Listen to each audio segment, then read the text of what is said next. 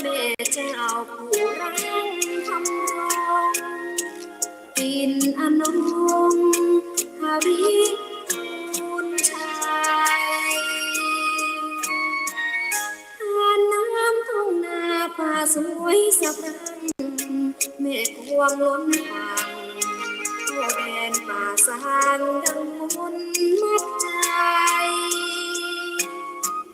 เห็นดอยขุนตาลเครื่องสวงแถวชมคำลงเพลินไทยหาริพูนชัยฟังใจไม่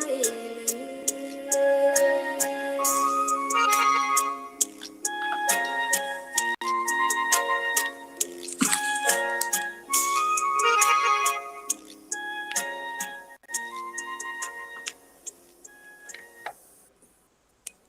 ขอความนอบน้อมจงมีแด่องค์สมเด็จพระสัมมาสัมพุทธเจ้าพระองค์นั้นขอนมัสการซึ่งพระธรรมอันเป็นคำสั่งสอนของพระผู้มีพระภาคขอรำพึงระลึกถึงคุณของพระอริยสงฆ์เจ้าสี่กู้แปดจำพวกแต่ไตรไวสาระลึกถึงคุณของครูบาอาจารย์เจ้าทุกตนทุกองค์เจริญสุขสดสดีบรรดาสาธุชนญาติโยมพุทธบริษัททุกท่านขณะนี้ท่านกำลังติดตามรับฟังรายการไต่ห่มพระรัตนตรัยออกอากาศกุเจ้าของวันพุธในช่วงเวลา 5 นาฬิกาจนถึงช่วงเวลา 6 นาฬิกาดำเนินรายการโดยอาตมาภาพอนาลัยอนาลโยเจ้าวาดวัดหนองเงือกตำบลแม่แรงอำเภอป่าซางจังหวัดลำพูนโดยที่สาธุชนญาติโยมทุกท่านสามารถติดตามรับฟังรายการได้ทางสถานีวิทยุเพื่อการศึกษาพระพุทธศาสนาและวัฒนธรรมคลื่น FM 104.50 เมกะเฮิรตซ์วัดฝ่ายหินกราบขอบพระคุณในเมตตาธรรมของหลวงพ่อพระครูปริยัติยานุศาสตร์ที่ปรึกษาเจ้าคณะอำเภอเมืองเชียงใหม่หลวงพ่อท่านพระครูสมุวิศวัตรวรกิจโจ ผู้อำนวยการสถานีวิทยุ 104.50 เมกะเฮิรตซ์เจ้าวาดวัดฝ่ายหินจังหวัดเชียงใหม่ตลอดจนถึงสถานีวิทยุกระจายเสียงทุกๆคลื่นสถานีที่ทำการกระจายเสียงลิงก์สัญญาณออกอากาศอยู่ในช่วงนี้ตลอดจนถึง 104.5 ธรรมะคลายเครียดและช่องทางอื่นเช่น YouTube Channel ไลฟ์สดการฟังตั้งรูปแบบของการฟังไลฟ์สดตั้ง YouTube หรือย้อนฟังทีหลังได้เพียงพิมพ์คำว่าใต้ร่มพระรัตนตรัยก็เข้าไปฟังได้ศรัทธาสาธุชนญาติโยมทุกท่านวันนี้ก็มาปะกับสาธุชนญาติโยมเหมือนเช่นเคยเมื่อสัปดาห์ที่ผ่านมานั้นบัดได้มาปะกับศรัทธาญาติโยมเนื่องจากว่าติดภารกิจหลายอย่างก็ต้องได้หยุดไป ประกอบกับช่วงเวลาดังกล่าวเป็นช่วงเวลาที่ออกพรรษาหน้าแล้งแห้งไข่ก็ต้องมีภาระหน้าที่หลายๆอย่างกันก็เป็นเรื่องปกติธรรมดา แต่วันนี้ก็มาปะกับศรัทธาญาติโยมแห่งวันหนึ่งเนื่องจากว่าช่วงนี้เป็นช่วงของการออกพรรษาดังกล่าวนะก็จะมีกิจกรรมหลายสิ่งหลายอย่างที่จะประมวลลง ช่วงเวลาดังกล่าวนี้บรรดาพระสงฆ์องค์เจ้า สมัยพุทธกาลนั้นก็จาริกแอวไปต่างที่นิคมต่างๆหรือป่าไม้หรือสถานที่อื่นใดอันเป็นที่สัปปายะเพื่อจะไปปฏิบัติสมณธรรมตัวเก่าและเป็นช่วงเวลาที่บรรดาพระสงฆ์องค์เจ้าในยุคปัจจุบันเนี่ยก็ถือว่าได้ทำหน้าที่ของเปิ้นและก็เป็นช่วงเวลาที่ใกล้จะสิ้นปีช่วงเวลาใกล้สิ้นปีนี่ก็จะเป็นกิจกรรมควบไปจนถึงกระทั่งปีขึ้นต้นพุทธศักราชใหม่ช่วงนั้นก็จะเป็นช่วงของการเข้ากรรมปฏิบัติธรรมทีนี้บรรดาศรัทธาสาธุชนญาติโยมทุกท่าน ในสมัยข่าวครั้งที่องค์สมเด็จพระสัมมาสัมพุทธเจ้าพระองค์ท่านนั้นได้ทรงพระชนชีพอยู่ก็มาลำเปิงระลึกถึงพระสัทธรรมคือคำสั่งสอนของพระสัมมาสัมพุทธเจ้าว่าในอนาคตการไปหน้านั้น ก็จะมีการเปลี่ยนแปลงเกิดขึ้นซึ่งอัครสาวกเบื้องขวาคือพระโมกขสารีบุตรก็ได้กล่าวปรารภเหตุเหล่านี้ขึ้นก่อนว่าควรจะมีการสังคายนาร้อยกลองพระธรรมวินัยเพื่อให้หลักคำสอนของพระสัมมาสัมพุทธเจ้าเนี่ยคงอยู่ดำรงไว้ให้ถึงลูกหลานตันเต้ายุคสมัยหน้าให้ยาวนานที่สุดเพราะว่าพระธรรมของพระองค์ท่านนั้น เป็นสิ่งที่หาได้ยากยิ่งที่บุคคลจะค้นปะมีเพียงแค่พระสัมมาสัมพุทธเจ้า พระองค์เดียวแล้วก็ที่จะนำมาเผยแผ่ให้กับบรรดาเฮาท่านทั้งหลายหรือว่าสงฆ์สาวกพระพุทธเจ้านั้นได้รับได้ฮู้กันเนี่ยถือว่าเป็นเรื่องที่ยากยิ่งทีนี้เมื่อปรารภเหตุดังเนี้ยก็ทำให้เราได้คิดถึงในยุคสมัยปัจจุบันเหมือนกันญาติโยมทั้งหลาย หลักธรรมคำสอนของพระสัมมาสัมพุทธเจ้าได้เดินทางมาถึงปัจจุบันเนี่ยถึง 2,567 ปีละนับจากที่พระองค์ท่านได้เสด็จดับขันธปรินิพพาน ก็จะหันว่าเป็นเวลาหมื่นเป็น 2,000 กว่าปีความเปลี่ยนแปลงด้านความหนาวความร้อนด้านเปลี่ยนแปลงเรื่องของภูมิอากาศตลอดจนถึงความเปลี่ยนแปลงของมนุษย์การครอบครองซึ่งสถานที่เปลี่ยนยุคเปลี่ยนสมัยเปลี่ยนราชการเปลี่ยนสิ่งที่ผ่านพ้นมาหลายสิ่งหลายอย่างนักกล่าวบ่หมดบ่เสียงญาติโยมทั้งหลายกว่าจะมาถึงยุคปัจจุบันเนี่ยเราจะหันคำสอนของพระพุทธเจ้านั้นรู้สึกว่าช่วงนี้จะเป็นช่วงที่มีการศึกษาหลักธรรมคำสอนของพระพุทธเจ้าในพระไตรปิฎกกันเป็นจำนวนนักขึ้นและมีการถกเถียงปรารภอู้จากันเป็นจำนวนนักว่านั้นคือธรรมของพุทธเจ้าอันนั้นบัดใจอันนี้คือหลักธรรมคำสอนแต่อันนี้บัดแต่นะก็เป็นที่มาของความโกลาหลหรือว่าค่อนข้างที่จะหาหลักฐานคำสอนของพุทธเจ้ามาอู้มาจากันสิ่งเหล่านั้นนั่นก็ได้แก่หลักคำสอนของพุทธเจ้าคือพระไตรปิฎกเป็นสิ่งที่บรรจุคำสอนไว้ทำให้เราได้เข้าใจในหลักธรรมของพระองค์ท่านว่าสิ่งนี้เป็นคำสอนของพระองค์ท่านสิ่งนี้บ่ใจนะอย่างเนี้ยเป็นต้นอันนี้ก็เป็นที่มาของการรวบรวมหลักธรรมคำสอนไว้แล้วก็นำมาศึกษาได้ซึ่งปัจจุบันเราก็จะหันบอกว่าจะเป็นทางฆราวาสญาติโยมเป็นผู้ทรงธรรมของพระสัมมาสัมพุทธเจ้า ซึ่งบ่ใช่มีเพียงแค่ในยุคสมัยปัจจุบันนี้นะที่ฆราวาสญาติโยมที่เป็นผู้ที่ทรงจำในพระธรรมวินัยของพุทธเจ้าโดยเฉพาะพระสูตรทั้งหลายก็มีอุบาสกผู้หนึ่งนะชื่อว่าสุทัตตะอุบาสกผู้นี้เวลาเข้าไปสู่พุทธบริษัทคือเข้าไปหาบรรดาพระภิกษุสงฆ์แล้วเนี่ยท่านก็จะได้อาราธนาพระสงฆ์เหล่านั้นในการแสดงธรรมพระพุทธเจ้าพอภิกษุรูปนั้นอาจจะออกตัวว่าบ่เก่งหรือว่าเปิ้นบวชมาใหม่กำลังหาศึกษาทรงจำในคำสอนของพุทธเจ้าสุทัตตะนั่นเองก็ถึงกล่าวว่าถ้าท่านไม่ได้กล่าวแสดงธรรมเฮาจะปรารภธรรมของพุทธเจ้าอีนะก็เลยกล่าวธรรมนั้นเป็นลักษณะของการสาธยายออกมาซึ่งถือว่าเป็นการทรงจำที่ยอดเยี่ยมและก็เป็นการทรงจำที่แม่นยำและถูกต้องไพเราะงดงามด้วยอักขระพยัญชนะต่างๆทีนี้ศรัทธาสาธุชนญาติโยมยุคสมัยปัจจุบันเนี่ย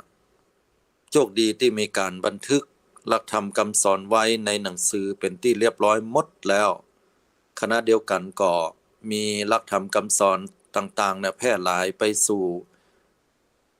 อิเล็กทรอนิกส์ต่างๆบ่ว่าจะเป็นซีดีกาหรือเก็บไว้ในคอมพิวเตอร์อื่นใดและกลายมาเป็นอินเทอร์เน็ตที่สามารถจะเข้าไปพอได้ทุกท่านมีพระไตรปิฎกอยู่ในปัจจุบันแล้วนั่นเพียงแค่ท่านเข้าไปในมือถือของท่านแล้วก็เปิดเข้าไปที่ Google แล้วระบบของอินเทอร์เน็ตเนี่ยก็จะปาไปใน Google นั้นก็จะมีหลักคำสอนพุทธเจ้าที่เรามีความสงสัยในเรื่องไหนเราอยากจะอ่านจะศึกษาก็ทำได้หรือว่าขี้ค้านอ่านหน่อยเพราะว่าหูตาเราก็แค่ฟังคนเฒ่าเนาะพอมึนๆก็แสบตาท่านทั้งหลายก็สามารถที่จะเข้าไปใน YouTube แล้วพิมพ์คำว่าเสียงอ่านพระไตรปิฎกหรือพระไตรปิฎกก็ได้นะเข้าไปแล้วก็จะมีผู้ที่อ่านพระไตรปิฎกในแต่ละฉบับไปถึงแม้ว่าจะมีความแตกต่างกันในด้านคำแปลสำนวนภาษาไปพ้องเล็กๆน้อยๆแต่ว่าหลักใหญ่ใจความต่างๆนั้นก็ถือว่าได้ทรงไว้ซึ่งหลักของพระสัมมาสัมพุทธเจ้านั่นคือคำสอนอย่างเต็มเปี่ยมและถูกต้องดีงามฉะนั้นแล้วเฮาท่านทั้งหลายสามารถไปศึกษาคำสอนของพระพุทธเจ้าซึ่งเป็นหลักคำสอนที่แท้จริงและก็โดยตรงซึ่งก็เป็นที่ถกเถียงกันแต่เนิ่นศรัทธาญาติโยมทั้งหลายยุคปัจจุบันบางคนก็บอกว่าคำสอนของพุทธเจ้านี่แม่นของแท้บางคนก็ว่าบ่แม่นแต่งขึ้นใหม่บางคนก็บอกว่าอย่างนั้นอย่างนี้แต่อาตมากับมองในมิติแห่งอย่างหนึ่งว่าเป็นการดีเหลือเกินเป็นการดีเหลือเกินที่พระธรรมคำสอนของพุทธเจ้าจะเกิดความยุครุ่งเรืองขึ้นมาแห่งครั้งด้วยการที่เฮามาถามกันว่าอันไหนเป็นคำสอนพุทธเจ้าอันไหนบ่ใช่แต่เฮาจะได้มาพอแล้วจากนั้นเฮาก็จะได้เอาแยกแยะให้ออกว่านี่คือคำสอนพุทธเจ้านะนี่บ่ใช่นี่เป็นเพียงแค่ความเชื่อนี่เป็นเพียงแค่สิ่งที่สืบๆกันมานี่เป็นเพียงแค่วัฒนธรรมประเพณีนี่เป็นเพียงแค่เรื่องของจารีตฮีดฮอยนี่เป็นเพียงแค่ตำนานอย่างเนี้ยเราก็สามารถจะแยกออกแตกแยกออกมาในสิ่งที่เราสอหาว่าเป็นคำสอนพุทธเจ้าก็แตกออกมาแต่ก็บ่ได้เกิดความแตกแยกในเรื่องของความเข้าใจซึ่งกันและกันเหล่านั้นก็ยังคงรักษาสิ่งดีๆไว้อยู่ว่าสิ่งไหนเป็นประโยชน์แม้ว่าบ่ใช่เป็นคำสอนของพุทธเจ้าก็ตามฉะนั้นแล้วก็สิ่งเหล่านี้มีความสำคัญเป็นอย่างนักเราก็จะต้องแยกออกเพราะว่าปัจจุบันมีผู้ที่ศึกษาคำสอนของพุทธเจ้าแล้วก็บางท่านบางคนนั้นก็เคยรู้ว่าแต่แล้วพุทธเจ้าสอนเรื่องอะไรอย่างเนี่ยก็ไปเสาะได้ตามที่บอกเนาะทีนี้ศรัทธาญาติโยมทั้งหลายมีความเข้าใจในเรื่องของพระไตรปิฎกนักน้อยเพียงใดวันนี้อาตมาภาพก็เลยมีโอกาสได้เข้ามามาจาญาติโยมก็หันว่าปัจจุบันนี้มีการถกเถียงกันในเรื่องคำสอนของพุทธเจ้ากันนักแล้วก็อันหยังคือคำสอนอันหยังคือบัจจัยแล้วก็ที่กล่าวมาเบื้องต้นคำว่าพระไตรปิฎกเนี่ยมันคืออันหยังวันนี้อาตมาจะพาญาติโยมสาธุชนญาติโยมไปรู้จักกับคำว่าพระไตรปิฎกอันเป็นคัมภีร์หรือตำรารวบรวมบรรจุคำสอนของพระสัมมาสัมพุทธเจ้าไว้อยู่ในหั่นถึง 84,000 พระธรรมขันธ์ที่พระอรรถกถาได้แยกออกมาและก็ตลอดจนถึงความเป็นมาเป็นไปในประวัติต่างๆโดยย่นย่อกันละกันเนาะบางสิ่งบางอย่างที่อาตมาบ่ได้ทราบอยู่อาจจะลึกซึ้งละเอียดกว่านั้นก็ต้องขอขมาอภัยครูบาอาจารย์ไว้ตยผิดพลาดอันใดก็ขอขมาอภัยตยนะครับศรัทธาสาธุชนญาติโยมทุกท่านปรารภเหตุเกิดของพระไตรปิฎกเนี่ยมันเกิดขึ้นในสมัยที่พระพุทธเจ้าทรงยังพระชนอยู่แล้วแต่อาจจะบ่เป็นรูปธรรมชัดเจนเช่นว่าปรากฏคือพระสารีบุตรอัครสาวกเบื้องขวาของพุทธเจ้าได้ทรงปรารภเหตุของการว่าเมื่อการนั้นไกลยาวไปหน้าสัทธรรมคำสอนของพระสัมมาสัมพุทธเจ้าจะต้องมีการผิดเพี้ยนแน่นอนโดยปรารภเหตุของเจ้าลัทธิผู้หนึ่งซึ่งชื่อว่ามหาวีระ หรือว่านิครนธนาถบุตรเนี่ยบรรดาเมื่อเพิ่นได้ตายลงไปแล้วบรรดาศิษยานุศิษย์ทั้งหลายก็เกิดความเดือดร้อนโกลาหลกันนะเพราะว่าบ่มีไผที่จะได้ฮู้ว่าอันไหนพ้องเป็นคำสอนของเพิ่นอันไหนบ่ใช่รวมถึงในเรื่องของไผจะมาเป็นศาสดาแทนนะมหาวิระหรือว่านิครนนาถบุตรตอนนั้นก็เกิดความวุ่นวายเกิดขึ้นพระสารีบุตรหันสิ่งเหล่านี้แล้วก็มาปรารภเหตุเลยแนะนำบรรดาสงฆ์ทั้งหลายในตอนนั้นว่าเขาควรจะมีการร้อยกรองพระธรรมวินัยขึ้นนะ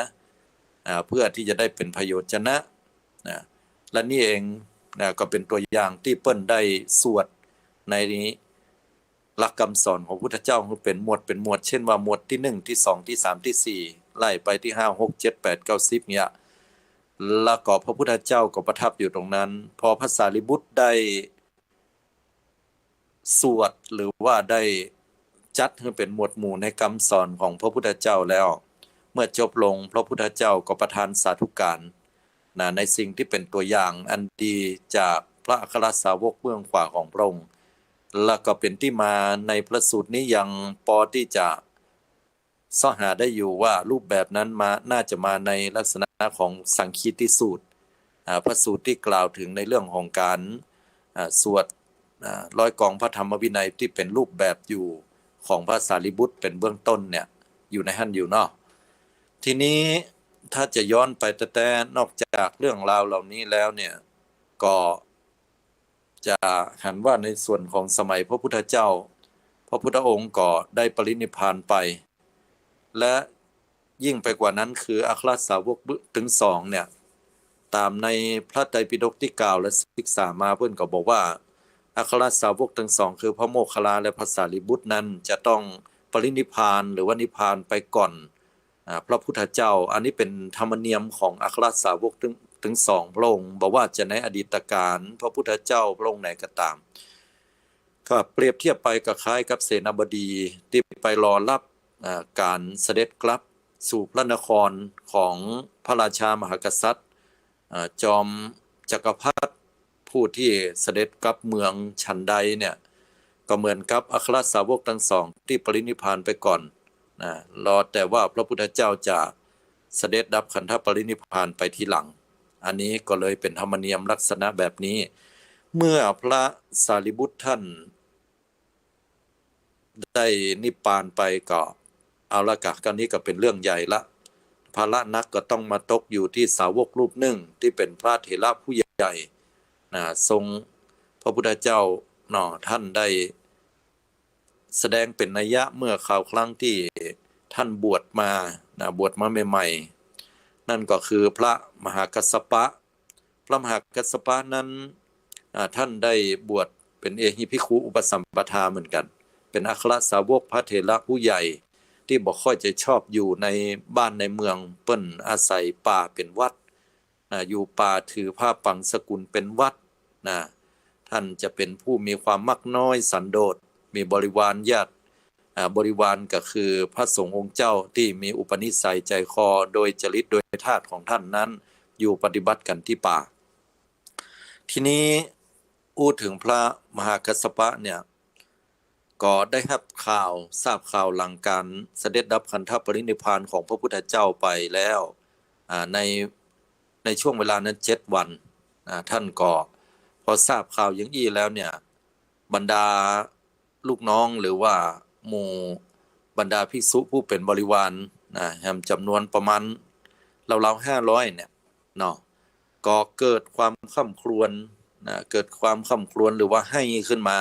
เป็นให้เป็นห้องเป็นหุยนะโอ้พระพุทธเจ้านี่บ่อยู่กับเฮาอย่างแล้วเป็นดีเสียดายแต่เสียดายว่าเฮาจะได้ดีจ้าก็มีทุเจ้าตนหนึ่งเหมือนกันในการสังคายนาปารภสังคายนาครั้งเนี้ยนะทุเจ้าตนเนี้ยเป็นทุเจ้าที่บวชเมื่อแก่บวชเมื่อแก่แล้วก็เป็นผู้ที่ยังบ่ได้ฮู้ในธรรมวินัยของพุทธเจ้าเป็นนักหนาป้าป้านอันใดชื่อว่าสุภัททวุฒาจารย์หรือว่าสุภัททวุฒิบรรพชิตแปลว่าทุเจ้าผู้ที่บวชเมื่อแก่สุภัททะนี่มีหลายตนนะ อันนี้วงเล็บไว้หน่อยเนาะหลายตนที่พระพุทธเจ้าก่อนพุทธเจ้าจะปรินิพพานแล้วมาฟังธรรมเป็นทรงสาวกองค์สุดท้ายนั้นก็อันนั้นสุภัททะแห่งตนหนึ่งแต่ตนนี้ชื่อว่าสุภัททวุฒิบรรพชิตหรือว่าสุภัทธาจารย์สุภัททวุฒาจารย์ก็เป็นผู้ที่มีอายุนักแล้วก็มาบวชพอได้ยินบรรดาพระสงฆ์ทั้งหลายค่ำครวญให้ก็ดีเสียดายการจากไปของพุทธเจ้าว่าต่อไปนี้จะบ่มีศาสดาได้สั่งสอนหมู่เฮาพุทธเจ้าไปเห็นแล้วเหมือนดวงตาของโลกปิดลงละเฮาบ่สามารถที่จะรู้ธรรมหลักธรรมคำสอนได้ง่ายๆหั่นละก็เกิดความเศร้าโศกเสียใจสุภัททะได้ยินอย่างอันก็มาปลอบใจว่าโอ้ท่านทั้งหลายหยุดเตอะบ่ต้องไปให้ไปห้องอย่างนั้นท่านทั้งหลายลองคิดให้พอให้ดีๆรอสมัยพระพุทธเจ้ายังตนยังองค์โอ้ยอันยังก็บ่ได้อันนี้ก็จำจี้จำใส่อันนั้นก็บ่ได้อันนี้ก็บ่ดีนะบัญญัติสิกขาบทขึ้นมาเนี่ยสิกขาบทก็คือเรื่องศีลเนาะบัญญัติสิกขาบทขึ้นมาเนี่ยบ่ฮื้อหมู่เฮาเนี่ยนั่นย่านนี้วุ่นวายบัดเดี๋ยวนี้พระองค์เสด็จดับขันธปรินิพพานไปแล้วก็ดีเหมือนกันเนาะหมู่เฮาจะได้เป็นไทยแล้วเฮ้นะประมาณเนี้ยเนาะโอ้พระมหากัสสปะท่านได้ฟังนี่อันก็เกิดความสลดสังเวชใจว่าโอ้นี่ขนาดว่าพระพุทธเจ้าปรินิพพานไปเพียงแค่7วันนั่นเนี่ยก็มีคนได้ปรารภเหตุนะแห่งการจับจ้วงพระธรรมวินัยถึงขนาดนี้เลยกายนะก็เป็นที่มาของการปรารภว่าหลังจากนี้ไปแล้วเนี่ย3 เดือนก็จะได้ทำการสังคายนา100 กลองพระธรรมวินัยเพราะว่าในช่วงนั้นเนี่ยเป็นช่วงที่เกิดความเศร้าโศกเสียใจกันเนาะแล้วก็ที่สำคัญถามว่าหูข่าวได้อย่างใดนะก็เพราะมันมีหมู่นักบวชนอกศาสนาเนี่ยก็เข้าไปร่วมได้ไปพอว่าพุทธเจ้านิปรินิพพานแต่ก่อนแล้วก็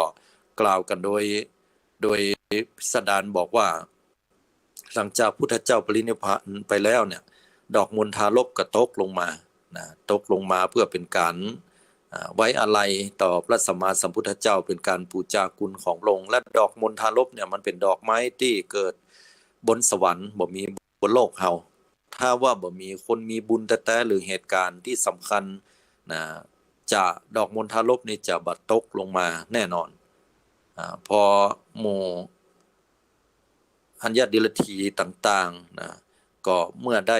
ดอกมณฑาลพมากับกรรมมาเนาะกรรมมาก็มันเป็นของที่แปลกพอพระมหากัสสปะได้หันญาณก็เกิดความ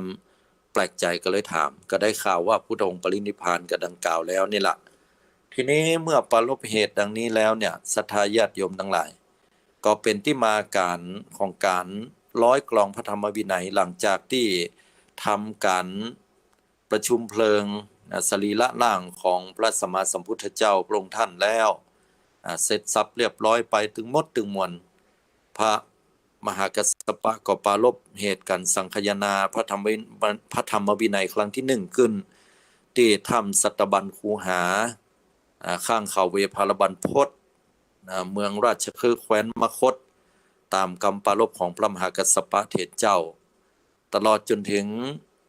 ในช่วงนั้นเนี่ยเป็นยุคสมัยของพระเจ้าอาชาติศัตรูเวเทหิบุตรพระราชาที่ปราบดาพิเศษตัวเก่าขึ้นของราชแตนพระเจ้าพิมพิสารพระราชบิดาของพระองค์ที่ทรงเสด็จสวรรคตโดยการที่พระเจ้าอาชาติศัตรูผู้เป็นบุตรนั้นได้นำเอาพระองค์ไปทรงทรมานไว้คุมขังไว้จนในที่สุดก็ห้ามอาหารห้ามเข้าและก็ไปกรีดฝ่าพระบาทของพระองค์บ่ให้เดินจงกรมในที่สุดก็ทรงทนทุกข์ทรมานแล้วก็ได้เสด็จสวรรคตไปพระเจ้าอาชาติศัตรูเวเทหิบุตรนั้นก็ขึ้นครองราชย์แตนแต่ด้วยความสำนึกมาตอนหลังว่าโอ้เฮาทำบาปทำกรรมนักก็เลยไปฟังธรรมของพุทธเจ้าและเกิดความศรัทธาเลื่อมใสประกาศตัวเก่าเป็นพุทธมามกะเป็นผู้ที่เป็นเจ้าพุทธปรารถนาตั้งอกตั้งใจไว้ว่าขอปวารณาว่าตัวเก่านั้นเป็นอุบาสกรูปท่านหนึ่งซึ่งก็บ่ได้บรรลุเป็นพระโสดาบันสักกรรมพุทธเจ้าบอกว่าเนี่ยเป็นที่น่าเสียดายเพราะทำกรรมนักคือปิดผู้คาดไปเหียแล้วเนาะ มาถึงตรงนี้ศรัทธาญาติโยมก็ต้องสำรวมระวังนะระมัดระวังในเรื่องของการทำบาปทำกรรมเนี่ยมันเป็นสิ่งที่ขวางกั้นในการบรรลุธรรมไปนะฉะนั้นแล้วการฆ่าพ่อฆ่าแม่เนี่ยถือว่าเป็นบาปนักทีนี้ย้อนกลับมาในเรื่องของพระเจ้าอาชาติศัตรูนั้นก็ถือว่าเป็นผู้ที่มีความศรัทธาเลื่อมใสในบวรพระพุทธศาสนาเมื่อหูข่าวการสังคายนาร้อยกองพระธรรมวินัยเกิดขึ้นเนี่ยพระองค์ท่านก็เลยมีความปีติสมนัสเป็นอย่างยิ่งและประกาศว่าพระองค์ท่านจะเป็นคฤอุปถากดูแลพอกอยสงฆ์ถึงหมดในปัจจัยสี่บอกว่าจะเป็นจีวรเครื่องนุ่งห่มบอกว่าจะเป็นอาหารบริโภคนะบ่ต้องไปบิณฑบาตที่ไหนไกลละนะก็จะจัดคนไปแล้วก็ทำบุญตักบาตรที่หั่นถวายภัตตาหารพระองค์ถวายภัตตาหารหมู่สงฆ์ทั้งหลายแล้วก็ที่อยู่ที่อาศัยนะที่อยู่ที่อาศัยตรงนั้นที่นอนที่อยู่อย่างต่างๆแล้วก็ยารักษาโรคเมื่อเจ็บป่วยไข้ทีนี้พระเจ้าชาติศัตรูเนี่ยก็ได้เป็นองค์อุปถัมภ์รักเลยแล้วก็มีคฤหบดีต่างๆก็ไปช่วยกันตลอดจนถึงฝ่ายพระสงฆ์นั้นก็มีพระมหากัสสปะเป็นประธานนะถามตอบโดยมีพระอานนท์เป็นองค์วิสัชนาตอบในเรื่องของพระธรรมนะหลักธรรมคำสอนของพุทธเจ้านะหรือว่าจะเป็นหมวดหมู่ของสุตตันตปิฎกส่วนพระอุบาลีนะพระอุบาลีเป็นพระมหาเถระผู้ใหญ่รูปหนึ่งนะที่ได้ตอบปัญหาเรื่องพระวินัยเพราะว่าท่านเชี่ยวชาญเรื่องของพระวินัยคือศีลหรือกฎระเบียบที่พระพุทธเจ้าได้ทรงตรัสสอนไว้แล้วเนี่ยมาเกิดขึ้นท่านทั้งหมดทั้งมวลเนี่ยกระทำกันอยู่ในช่วงเวลาดังกล่าวนั้นเป็นการรวบรวมในเวลาสังคายนารวบรวมพระธรรมวินัยอยู่7 เดือนจึงแล้วเสร็จสมบูรณ์ประชุมสงฆ์อยู่500 รูปโดยที่มีพระอานนท์เนี่ยดังที่ว่าแล้วเนี่ยบรรลุธรรมจ้าที่สุดนะตอนนั้นแต่กดตันเริ่มสังคายนาร้อยกองพระธรรมวินัยอันนี้อาตมาจะไม่ได้เจาะลึกในเรื่องราวที่จะแตกแยกแขนงออกไปแหมเนาะก็ทำอยู่สรุปแล้ว7 เดือนก็เสร็จสับเรียบร้อยดีนะพระธรรมวินัยของพุทธเจ้าเนี่ยก็ถึงได้เป็นรวบรวมคำสอนเป็นหมวดเป็นหมู่ทีนี้มาตีความหมายว่าพระไตรปิฎกคำว่าพระแปลว่าประเสริฐหรือว่าเลิศไตรก็แปลว่า3ปิฎกแปลว่ากระจาดหรือว่าตะกร้านะบ้านเฮาก็ซับเปาะเนาะหรือว่ากวยก้าอีกก็ได้นะ3พระไตรปิฎกก็หมายถึงว่ากระจาดหรือว่ากวยก้า3แก่น3หน่วยถามว่าแปลอย่างอันแปลกประหลาดดีเนาะความหมายก็คือว่าที่เปิ้นแปลว่ากวยก้าหรือว่ากระจาดหรือว่าสเปาะน้อยหรือว่าฉลอมอะไรอย่างก็แล้วแต่คนไทยจะแปลเนี่ยความหมายก็คือมี3แก่นนั่นเปรียบเทียบไปเหมือนกับคนที่เป็นพ่อครัวแม่ครัวเนี่ยเวลาจะเอาพริกเอาหอมเอากระเทียมเอาสิ่งต่างๆที่เป็นวัตถุดิบสำหรับทำอาหารเนี่ยจะต้องแยกเป็นอย่างๆไปถ้าบ่แยกพริกเกลือหอมกะปิอย่างมันมาป่นกันแล้วมันก็ลุงลังเวลาจะใช้ก็ยากแล้วก็เวลามันเสียก็แยกออกยากตัวฉะนั้นเมื่อเรียงไว้เรียบร้อยแล้วเนี่ยก็เหมาะสำหรับพ่อค้าแม่ค้าหรือว่าพ่อครัวแม่ครัวในการจะหยิบจับเอาสิ่งเหล่านั้นเนี่ยมาใช้ผสมรวมหรือว่าทำเป็นเครื่องแกง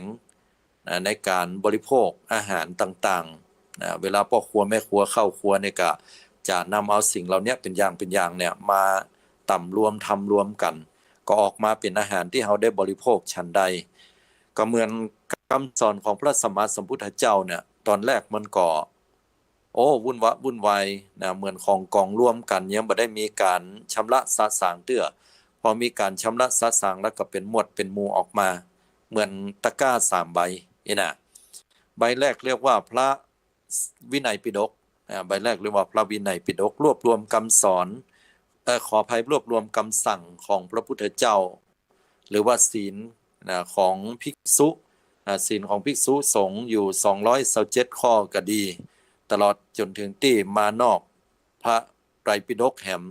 ที่บ่ได้บันทึกไว้เนี่ยเล็กๆน้อยๆที่เป็นศีลที่ท่านบอกว่าเป็นส่วนของศีลเล็กๆน้อยๆมา บ่ว่าจะเป็นในส่วนของ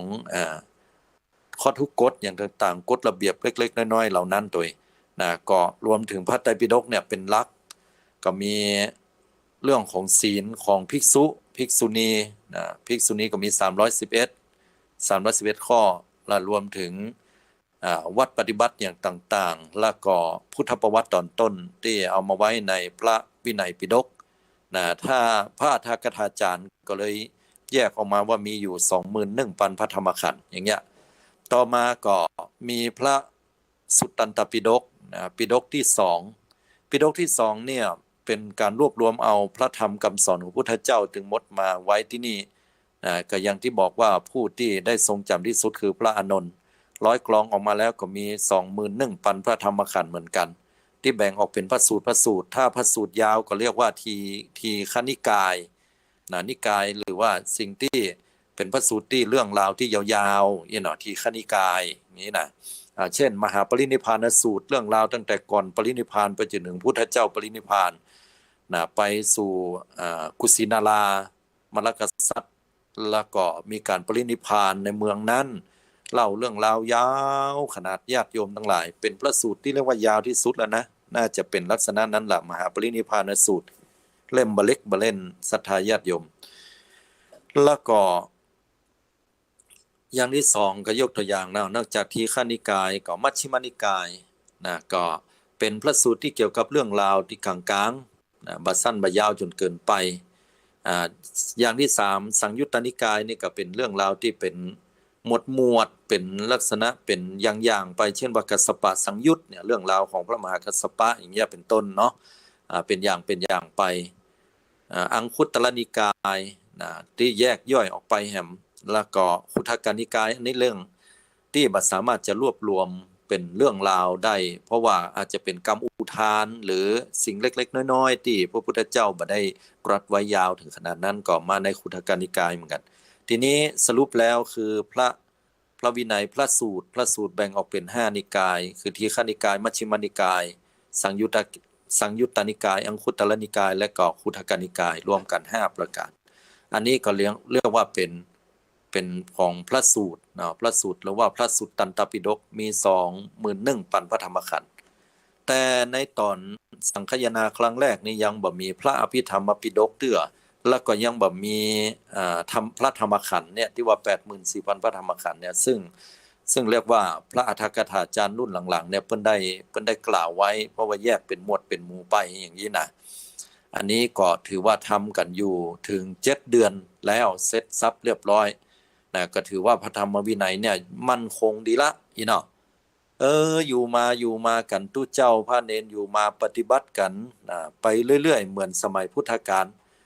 สมัยก่อนนี่ตู้เจ้าเพิ่นบ่ได้อยู่วัดวาอารามเป็นแต่เป็นว่ากันพอเข้าพรรษาก็มาอยู่วัดกันนะญาติโยมได้อุปถัมภ์บำรุง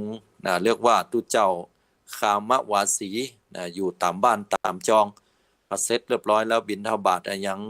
ปฏิบัติกิจตัวเก่าออกพรรษาแล้วเพิ่นก็แสวงจาริกบุญแสวงจาริกไปเพื่อจะไปศึกษาปฏิบัติสถานที่ใดเป็นสถานที่สงบเงียบสงบระงับ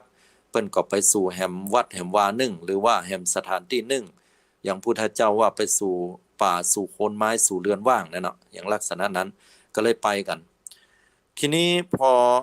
วันเวลาผ่านมาเนี่ยอยู่ช่วงเวลา100 ปีด้วยกันก็เกิดความเปลี่ยนแปลงเกิดขึ้นในหมู่พระสงฆ์ปรารภเหตุภิกษุเมืองภิกษุวัชชีบุตรหรือว่าเมืองเวสาลีเนี่ยหมู่เจ้าวัชชีภิกษุตอนนี้ที่บวชมาแล้วก็อยู่ปฏิบัติเหล่านั้นปรากฏว่าปรารภเหตุเหตุ10 ประการที่เกิดความย่อหย่อนในพระธรรมวินัยเช่นว่าเก็บเกลือข้ามคืนไว้แล้วก็กินได้บ่เป็นอาบัติอย่างนี้นะแล้วก็หับเงินหับทองได้เนี่ยเป็นที่มาละตั้งแต่ตอนนั้นญาติโยมทั้งหลายอันนี้ยกตัวอย่าง1 ใน 10นั่นนะหับเงินหับทองได้บ่เป็นอย่างบ่เป็นอาบัติอย่างเงี้ย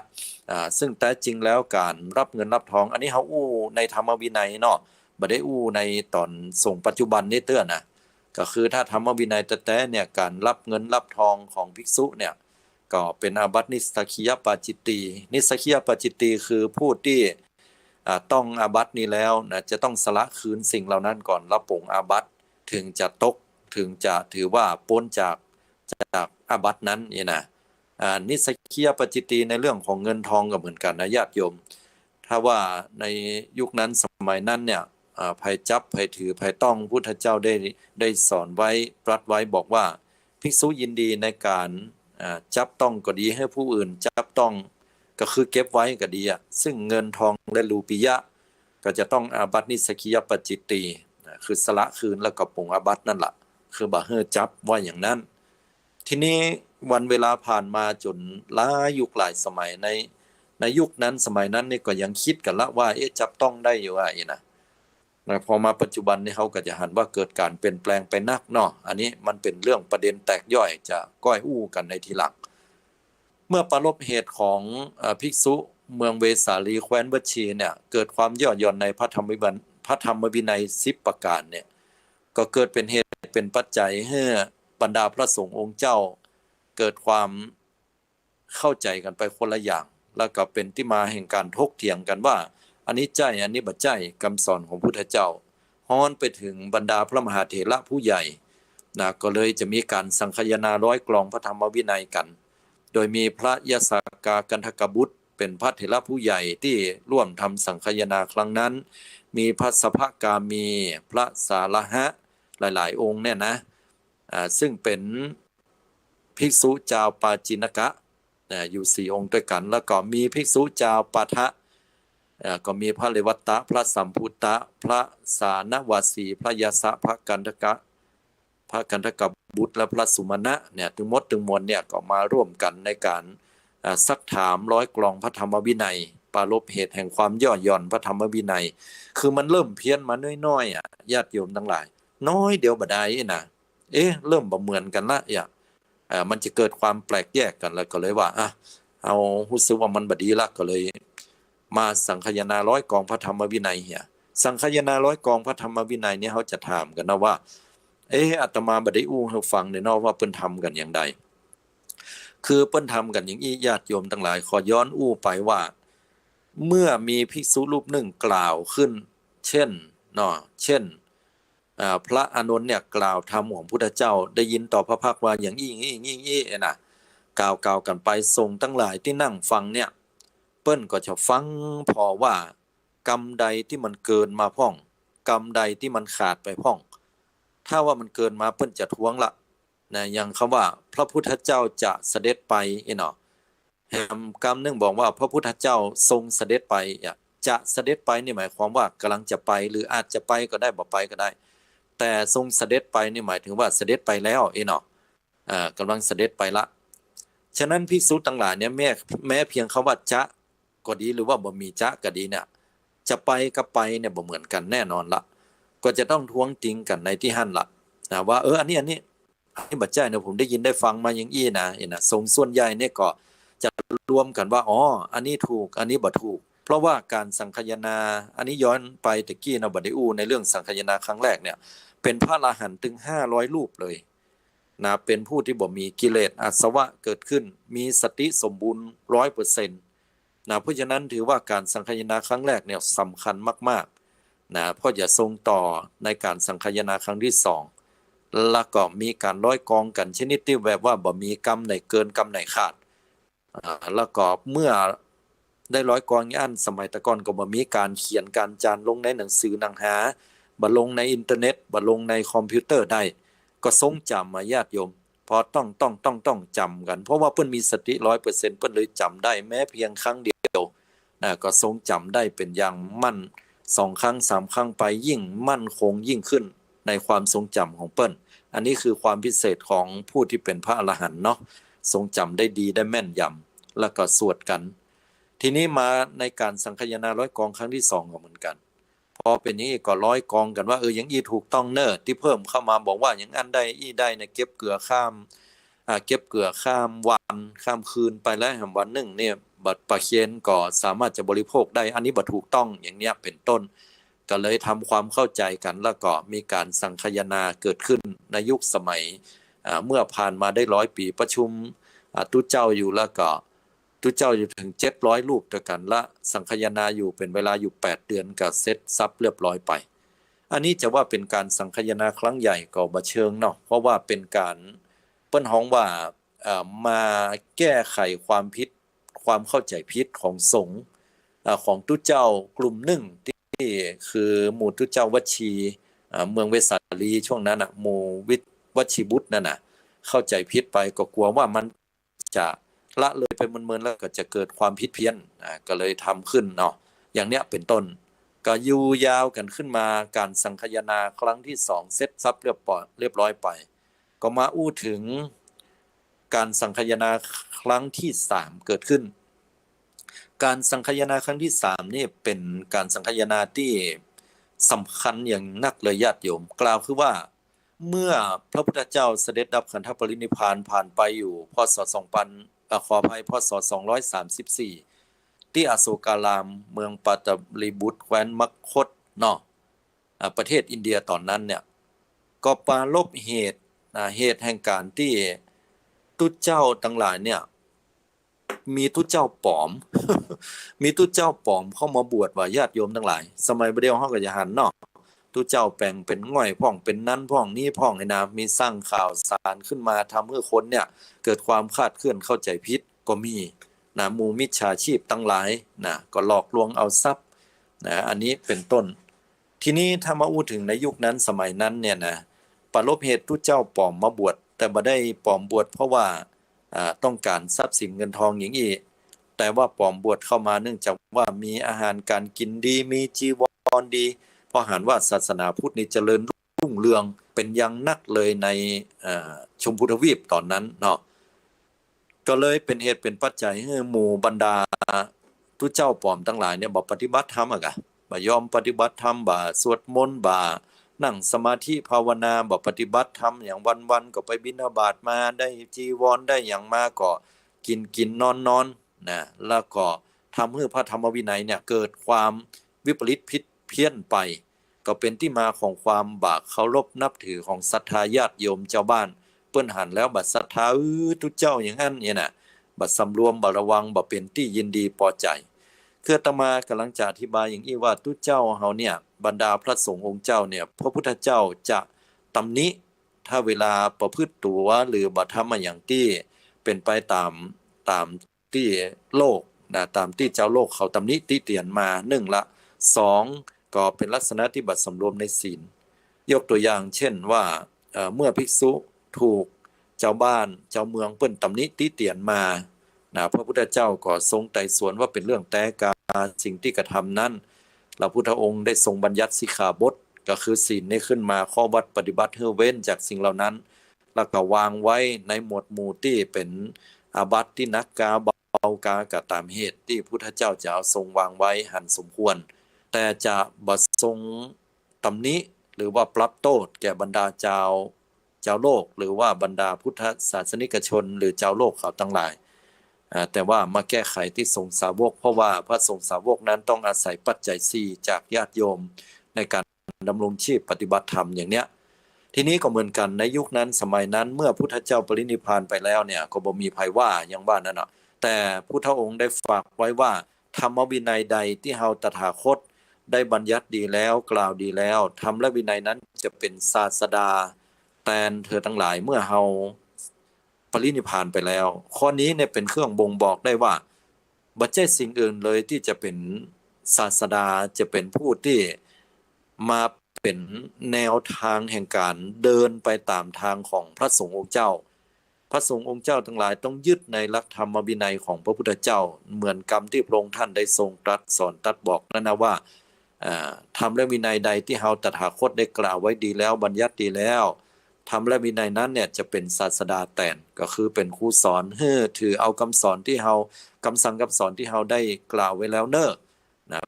ครูแทนเฮาเพิ่นว่าอย่างนั้นเพิ่นบ่ได้บอกให้ทุเจ้าตนใดตนหนึ่งบ่ได้บอกให้พระมหากัสสปะพระอานนท์หรือว่าตนใดตนหนึ่งนะอันเนี้ยเป็นลักษณะที่จะต้องได้ปฏิบัติตามคำสอนของพระองค์ท่านแบบนี้ตามที่เพิ่นสั่งไว้เนาะย้อนกลับมาในเรื่องสังคายนาครั้งที่3เนี่ยเมื่อตุเจ้าปลอมบวชแล้วก็บ่เป็นที่ศรัทธาเลื่อมใสเพราะว่าตุเจ้าหมู่นั้นเป็นตุเจ้าปลอมมันก็บ่ค่อยปฏิบัติตามคำสอนของพุทธเจ้าอะไรนะ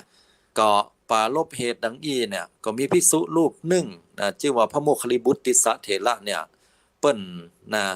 ก็หันความบ่ชอบมาพากลแล้วก็ฮู้ว่าเป็นตุเจ้าที่ปลอมบวชมา แต่เนื่องด้วยว่าจำนวนของท่านนี้มีตุเจ้าน้อยบ่สามารถที่จะไปโต้ตอบหรือว่าไปแก้ไขปัญหาอย่างใดท่านก็เป็นพระอรหันตาองค์หนึ่งนะก็เลยเกิดความเบื่อหน่ายแล้วก็ได้มาหันสิ่งเหล่านี้แล้วก็เกิดความสลดใจเหตุเหมือนกัน เมื่อเรื่องราวเหล่านี้เข้าไปถึง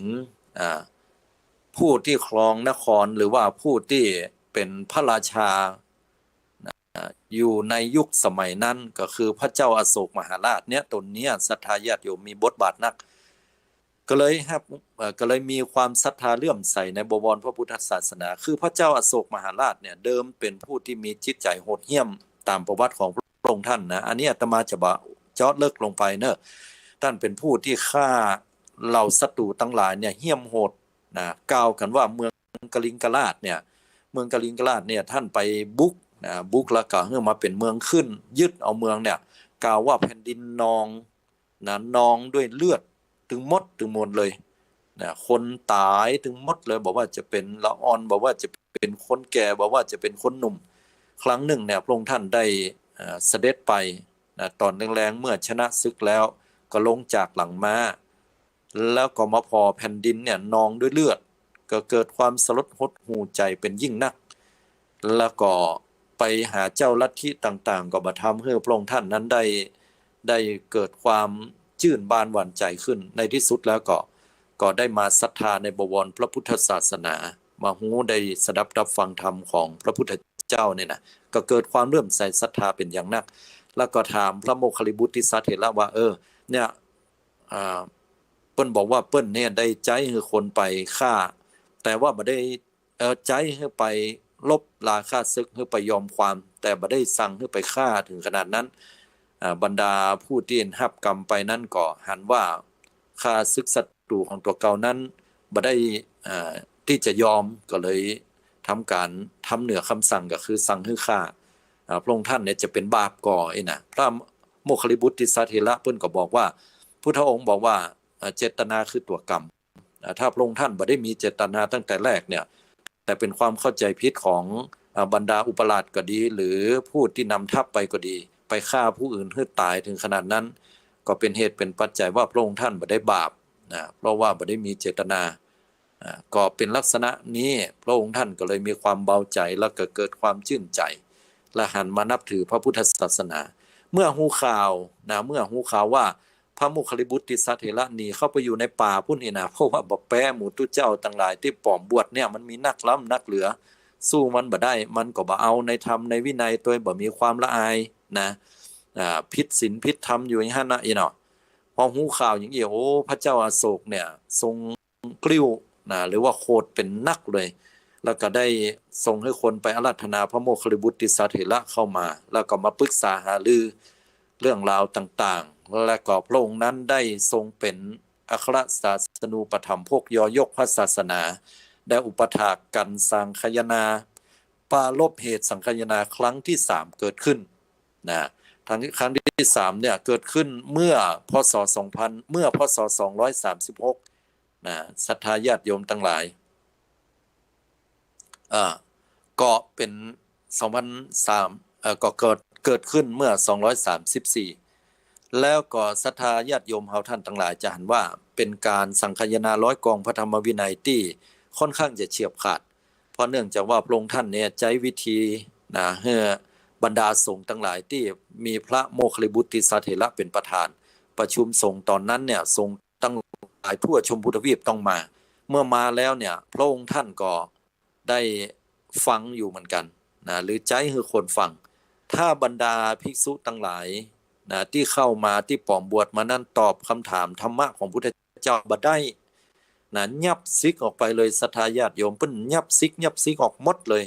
นะถ้าตนได้บาสิกขาลาเพศไปเนี่ยเพิ่นก็จะมีบทลงโทษอย่างรุนแรงเลยนะฮะเมื่อสิกขาลาเพศออกไปก็คือไล่ออกไปเลยบ่ได้อยู่และห้ามมาบวชแถมซ้ำถ้าบวชละคาดโทษเลยว่าจะต้องประหารชีวิตเนี่ยอย่างนี้เป็นต้น ก็เลยทำให้จากตู้เจ้าเป็นแสนๆนะหลายแสนเลยนะยุคนั้นสมัยนั้นก็เรือบันนักอะฮะเรือบักกี่หมื่นน่ะนะเรือบักกี่หมื่นเรือน้อยเดียวนะแต่ว่าเรือน้อยเดียวน่ะศรัทธาญาติโยมก็เป็นทองแท้ทองเนื้อเก้านะถือว่าเป็นตู้เจ้าที่ทรงคุณค่าที่สุดนะปฏิบัติตามศีลกินตามธรรมของพุทธเจ้าอย่างแน่นหนาปาป้านและจากนั้นนะพระเจ้าอโศกมหาราช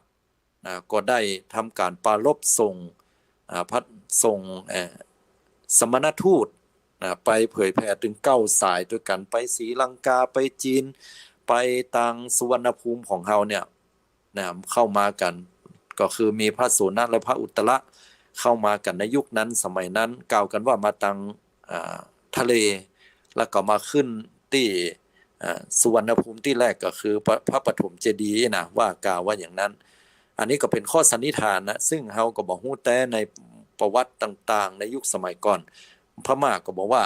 ตังพม่าเพิ่นไปขึ้นตังพม่าก่อนตังลาวก็บอกว่าตังลาวตังกัมพูชาหรือตังที่อื่นเนี่ยก็บอกว่าตังที่เปิ้นก่อนแต่ว่าเฮาท่านทั้งหลายก็บอกว่าเนี่ยที่ปฐมเจดีย์นี่ก็เป็นที่ปรากฏจดเจือขึ้นก่อนนะเข้ามาเผยแผ่ในสุวรรณภูมิในยุคนั้นสมัยนั้นนี่เนาะก็ถือว่าเอาคำสอนของพุทธเจ้ามาเผยแผ่ตอนนั้นนะก็เป็นที่มาที่ไปของการเผยแผ่หลักธรรมคำสอนของพระพุทธเจ้าซึ่งเรื่องราวของพระเจ้าอโศกมหาราชเนี่ยหลังจากที่พระองค์ได้ทำการเผยแผ่หลักคำสอน100 กองพระธรรมวินัยร่วมกับพระโมคคัลลิบุตติสเถระซึ่งเป็นประธานฝ่ายสงฆ์แล้วนี่ก็ถือว่าพระศาสนาของพุทธเจ้าในยุคนั้นเจริญรุ่งเรืองในชมพูทวีปตึงมดตึงมวลเพราะว่าพระองค์ท่านนั้นเป็นพระราชาที่มีความแกร่งกล้าและมีพระปรีชาสามารถนักนะก็เผยแผ่หลักธรรมคำสอนนี้ไปทั่วชมพูทวีปแล้วก็นอกชมพูทวีปไปตัวในแต่ละประเทศดังที่ยกตัวอย่างกล่าวมานั้นนะก็ถือว่าเป็นสิ่งที่เฮาท่านทั้งหลายชาวพุทธเนี่ยถึงได้รู้จักได้ศึกษาได้เรียนรู้ได้บวชเรียนในธรรมวินัยของพระพุทธเจ้าอย่างนี้แหละศรัทธาญาติโยมทั้งหลายอันนี้เล่าเป็นเรื่องย่อๆเนาะโดยเฉพาะเรื่องของพระเจ้าอโศกมหาราชนี่เป็นเรื่องราวที่ยาวอาตมาภาพก็ใช้เวลาเล่ามาเมินละญาติโยมทั้งหลายนี่สังคายนาถึง3 ครั้งนะยังบ่ได้ถึงกล่าวถึงครั้งที่4ที่5ต่อมาแหมแล้วก็เข้ามาสังคายนา100 กองพระธรรมวินัยในล้านนาของเฮาตัวแล้วก็ในเมืองไทยตัวสังคายนา100 กองพระธรรมวินัยที่ประเทศพม่าตัวนี่นะมีนักแตกแขนงกันไปแต่ละที่แต่ละแห่งบอกว่าจะเป็นประเทศศรีลังกาก็ดียุคหนึ่งสมัยหนึ่งนะเมื่อประเทศไทยของเรารู้สึกว่าคำสอนของพุทธองค์เริ่มที่จะย่อหย่อนไปนะส่งปฏิบัติย่อหย่อนไปก็ส่งสาวกของเฮาเนี่ยเจ้าไทยเฮานะไปที่ประเทศศรีลังกาก็ไปร่วมสังคายนา100 กองหรือว่าไปร่วมอัญเชิญพระไตรปิฎกมาสู่เมืองไทยนะก็เลยเป็นที่มาที่ไปว่าเฮาได้รับเอาการคลองผ้าที่เปิ้นฮ้องว่าการคลองผ้าแบบประเทศศรีลังกามาตุยปัจจุบันนั้นปรากฏอยู่นั่นก็คือการห่มดองของทุเจ้าเนี่ยที่มีผ้ามัดอกอยู่ที่เฮาปรากฏใจกันปัจจุบันเนี่ยคล่องตัวดีอันนี้เปิ้นฮ้องว่าการคลองแบบลังกาวงยุคหนึ่งสมัยหนึ่งประเทศศรีลังกาเปิ้นก็รู้สึกว่าย่อนยานในธรรมวินัยหรือว่าอยากจะสร้างเปิ้นฮ้องว่าอยากจะสร้างสัมพันธไมตรีต่อทรงของไทยก็ส่งสมณทูตเข้ามาอัญเชิญพระไตรปิฎกนะมาร่วมกันอยู่กับปิกไปศรีลังกาแล้วก็ได้การครองผ้าแบบกิ๊กแบบบวบเนี่ยนะการครองผ้ากิ๊กแบบบวบเนี่ยไปประเทศศรีลังกาอันนี้เปิ้นฮ้องว่าการครองผ้าแบบสยามวงศ์เนาะก็สลับพัดเปลี่ยนกันเรียกว่าแลกเปลี่ยนวัฒนธรรมประเพณีของ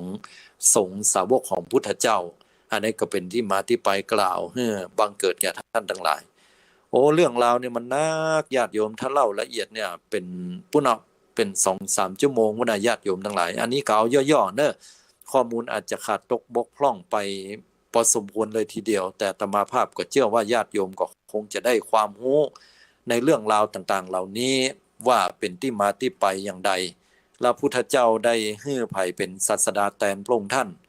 นั่นก็คือพระธรรมวินัยนะบ่ได้ให้ไผสักคนใดคนหนึ่ง นะแต่ก็มอบความเป็นใหญ่ให้กับสงฆ์อยู่ในการตัดสินใจบางเรื่องบางราวนะต้องถามสงฆ์ก่อนยกตัวอย่างเช่นว่าการสังคายนาร้อยกองพระธรรมวินัยครั้งแรกเมื่อเสร็จเรียบร้อยอันนี้รายละเอียดแล้วนะเรียบร้อยแล้วนะทีนี้ก็มีบรรดาพระสงฆ์ทั้งหลายโดยมีพระมหากัสสปะยังค้างคาใจอยู่ว่าที่พระพุทธเจ้าได้อนุญาตบอกว่าธรรมวินัยในที่เป็นเรื่องเล็กๆน้อยๆที่บรรดาสงฆ์สาวกทั้งหลายจะยกเลิกก็ได้เมื่อเฮาตถาคตปรินิพพานไปแล้วเนี่ยมันเล็กๆน้อยๆบักเข้ากับยุคกับสมัยเนี่ยจะยกเลิกก็ได้นะทีเนี้ยพระมหากัสสปะพร้อมกับสงฆ์500รูปนะเป็นพระอรหันตาถึงหมดประชุมสังคายนาร้อยกองพระธรรมวินัยเสร็จเรียบร้อยแล้วหมดละเหลืออย่างเดียวที่จะถามเนี่ยว่าอันไหนเป็นอาบัติเล็กๆน้อยๆอันไหนเป็นอาบัติใหญ่เนี่ยนะพระมหากัสสปะก็เลยถามภิกษุทั้งหลายภิกษุทั้งหลายก็แตกกลุ่มความคิดกันออกมาเป็นกลุ่มเลยกลุ่มแรกบอกว่าปาราชิก4ก็เป็นอาบัติใหญ่ส่วนสังฆาทิเศษ13เนี่ยเป็นอาบัติที่เล็กน้อยกลุ่มที่2ก็บอกว่าปาราชิก4สังฆาทิเศษ13ก็เป็นอาบัติใหญ่นอกเหนือจากนั้นเป็นนิสกีปาจิตติแล้วก็ไล่ลงมาตามลำดับนะเป็นอาบัติทุกกฎทุกภาษิตเนี่ยอันนี้เป็นอาบัติน้อยแฮมกลุ่มหนึ่งก็บอกว่าปาราชิก4สังฆาทิเศษ13แล้วก็มีนิสกิยปาจิตติกับเป็นอาบัติใหญ่นอกนั้นเป็นอาบัติน้อยแฮมกลุ่มหนึ่งก็บอกว่าปาราชิก4สังฆาทิเศษ13นิสกิยปาจิตติแล้วก็ปาจิตติทั้งหมดเนี่ยอันเนี้ยน่าจะเป็นอาบัติใหญ่นอกนั้นก็เป็นอาบัติเล็กน้อยนะก็ว่ากันไปก็เกิดคำถามกันอย่างเรียกว่าโอ้เกิดความคิดอันแตกแยกออกไปหลากหลายมากขึ้นแต่บ่ได้พิษหัวกันนะความคิดมันกลับมาโทกู้กันเนี่ยพอทีนี้พระมหากัสสปะก็หันว่าเนี่ยสุนาตุเมพันเตสังโฆทรงจงฟังข้าพเจ้าบัดนี้นั้นสงฆ์ทั้งหลายบัดสามารถที่จะตอบได้หรือปลงใจลงไปได้บ่มีหลักฐานชิ้นไหนที่พระพุทธองค์ได้กล่าวไว้เลยว่าธรรมและวินัยที่เป็นข้อเล็กๆน้อยๆอันไหนที่เราจะละได้หรือว่าจะปฏิบัติแล้วนะเมื่อสงฆ์ทั้งหลายบัดสามารถที่จะปลงใจลงอีได้เราจะขอกล่าวว่าเราจะบัญญัติในสิ่งที่พระพุทธเจ้าบ่ได้บัญญัติขึ้นสิ่งใดที่พระพุทธเจ้าได้บัญญัติไว้แล้วกล่าวไว้ดีแล้วเราจะบ่เพิกถอนในสิ่งเหล่านั้นสงฆ์ทั้งหลายหันว่าอย่างใดถ้าสงฆ์ทั้งหลายหันว่าควรถ้าบ่ควรก็ขอให้ทักท้วงขึ้นท่ามกลางระหว่างสงฆ์อย่างเงี้ยภิกษุสงฆ์ทั้งหลาย500ผู้เป็นพระอรหันต์ก็เงียบสงฆ์ทั้งหลายบัดนี้เงียบแล้วเป็นสัญญาณว่าสงฆ์ทั้งหลายเห็นชอบข้าพเจ้าขอกรรมสัทธสัญญาสาธุการพร้อมกันปฏิบัติเป็นแนวเดียวกันโดยสงฆ์ทั้งหลายก็สาธุการขึ้นก็เป็นอันว่าตั้งแต่ยุคนั้นสมัยนั้นเนี่ยเฮาจะบ่บัญญัติในสิ่งที่พระพุทธเจ้าบ่ได้บัญญัติขึ้น